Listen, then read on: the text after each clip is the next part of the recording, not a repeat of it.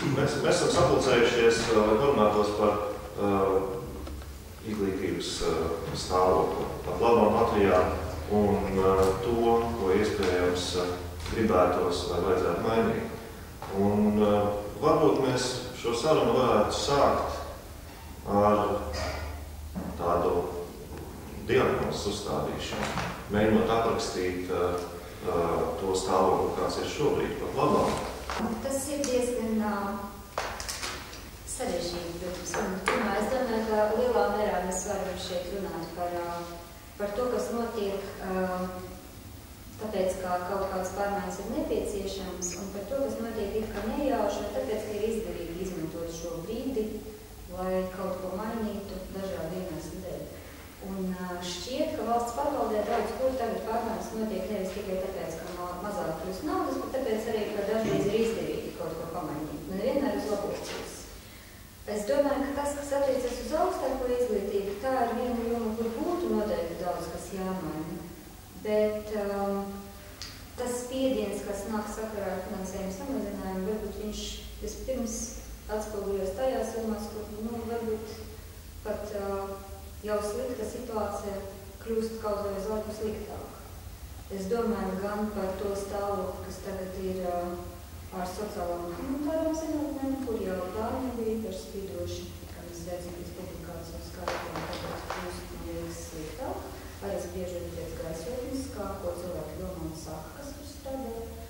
Gan arī, protams, attiecībā uz finansējumu kopumā.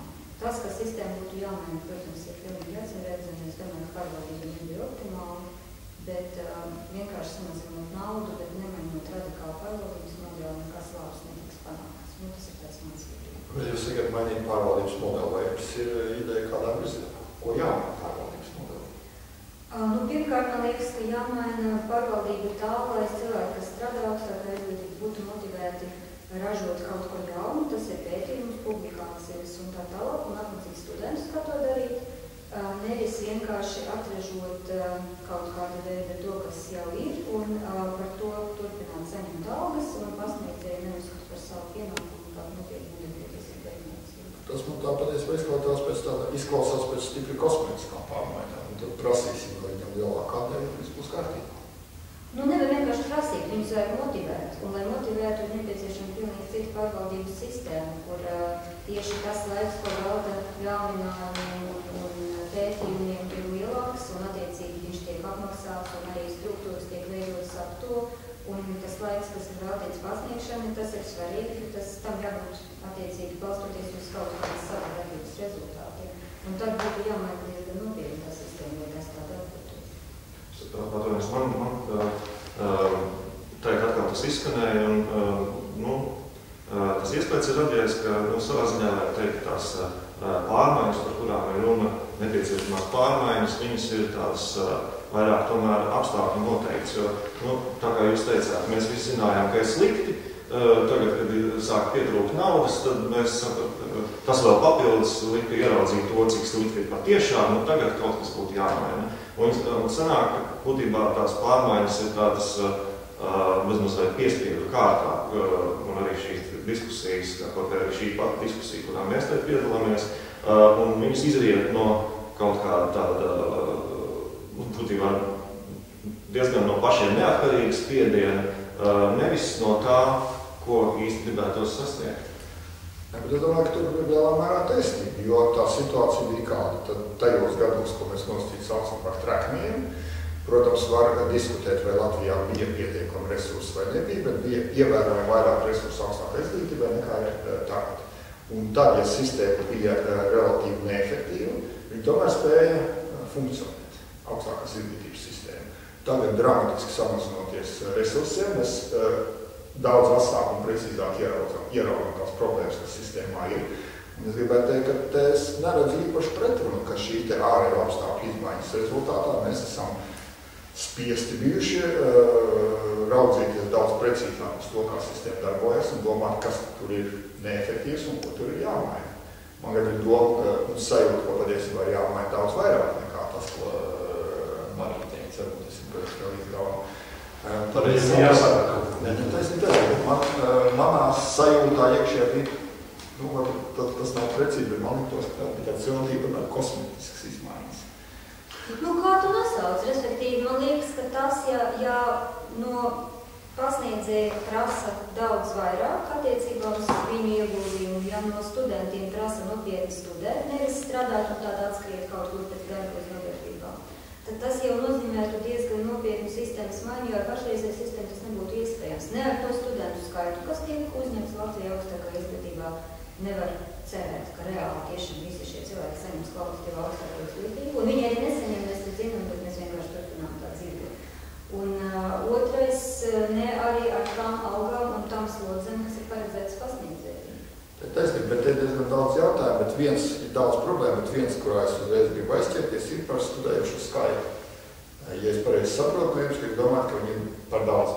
Man liekas, ka jā. No otras puses, ja mēs paskatāmies Eiropas vidējos rādītājus, Latvijā studē apmēram 5% no iedzīvotājiem šobrīd. Vidēji Eiropā ir tieši tie paši skaiti.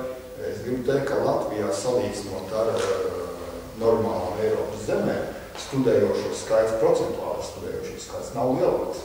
Tas stāsts, ko mums stāstīja dažus gadus atpakaļ, ka mums lielākais Eiropā, mēs atpaliekam tikai no Kanādas, tas ir gadu 3-4 vecs stāsts. Pašeit mēs esam noslīdējuši kādā 10. vietā Eiropā, pēc studējošo procentuālā skaita. Līdz ar to es neredzu pamatu apgalvot, ka mums ir par daudz studējošo. Man liekas, ka vēl viens rādītājs, lai redzētu par to, nevis to, cik daudz vai maz ir studējuši, bet cik liela iera uzturēt tādu studējušu skaitu, ir tas, cik daudz pēc tam aiziet maģistrantūrā, piemēram, nerunājot jau par doktorantūru. Un tur mums ir tik salīdzinoši zemes tas procents. Vairāk mums vienkārši aiziet, nostudē bakalauros un viss. Un visticamāk, ka liela daļa no šiem cilvēkiem arī bez īpašas vajadzības atnāca uz augstāko izglītību, jo tikpat labi viņi varēja iztikt ar tīri profesionālu izglītību, vienkārši Latvijas pieņems, kā visur jābūt diplomam, augstākas izglītības, un tātad cilvēki iet un studē. Arī vienkārši nav šīs profesionālas izglītības iespējams.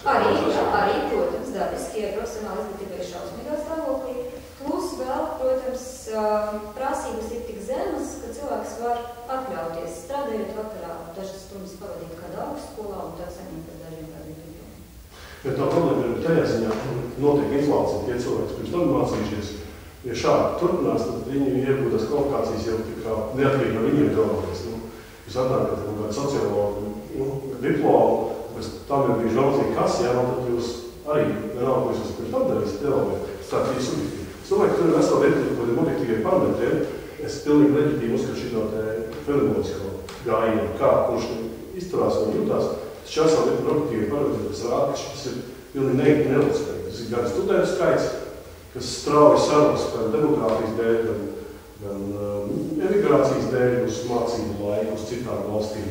Tas ir jautājums par to, kāda ir organizatoriskā struktūra visam sektoram, sadrumstalot milzīgs skaits it kā augstāku mācību iestāžu, samērā mazu specializētu, grūti pateikt kādu kvalitāti. Mums ir finansējuma atšķirīga proporcija, kur lielu daļu mācību maksas paši studenti, savukārt pētniecībai lielu daļu no publiskā resursa un ļoti maz no privātā. Tas viss nekādīgi nevirkas ilgstoši. Mums ir izteikti maza internacionalizācijas pakāpe gan pasniedzēju, gan studentu ziņā.